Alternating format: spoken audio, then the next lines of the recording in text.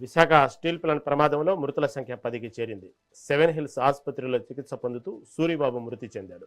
ఈ నెల 8న విశాఖ స్టీల్ ప్లాంట్లో ఉక్కు ద్రవం లీక్ అయి ప్రమాదం చోటు చేసుకుంది. ఇక విశాఖపట్నం స్టీల్ ప్లాంట్లో చోటు చేసుకున్న ఘోర ప్రమాదం రాష్ట్ర వ్యాప్తంగా తీవ్ర విషాదాన్ని నింపింది.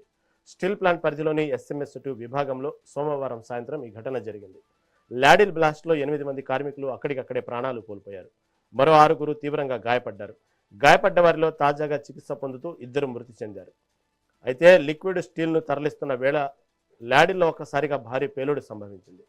ఈ ప్రమాదం జరిగిన సమయంలో లాడిల్లో సుమారు 150 టన్నులు మరుగుతున్న ద్రవ ఉక్కు ఉన్నట్లు తెలుస్తోంది. పేలుడు ధాటికి లాడిన్ నుంచి హాట్ మెటల్ బయటకు ఎగిసిపడి సమీపంలో పనిచేస్తున్న కార్మికులపై పడటంతో భారీ మంటలు చెలరేగాయి. దీంతో అక్కడ పనిచేస్తున్న కార్మికులు బయటపడిలోపే పరిస్థితి విషమంగా మారింది. ఘటనా సమాచారం అందుకున్న వెంటనే అగ్నిమాపక సిబ్బంది, రక్షణ బృందాలు, స్టీల్ ప్లాంట్ అధికారులు సంఘటనా స్థలానికి చేరుకొని సహాయక చర్యలు చేపట్టారు. మంటలను అదుపు తెచ్చేందుకు గంటల తరబడి శ్రమించారు. గాయపడిన వారిలో 3గురిని కిమ్స్ ఆసుపత్రికి, మరో 3గురిని సెవెన్ హిల్స్ ఆసుపత్రికి తరలించి చికిత్స అందించారు.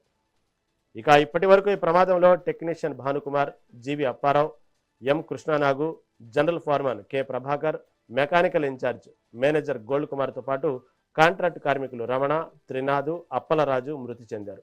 అయితే మృతుల కుటుంబాలకు ప్రభుత్వం అండగా నిలిచింది. కేంద్ర రాష్ట్ర ప్రభుత్వాలు ఎక్స్గ్రేషియాను ప్రకటించాయి. అంతేకాదు ఘటనపై విచారణకు ఆదేశించాయి.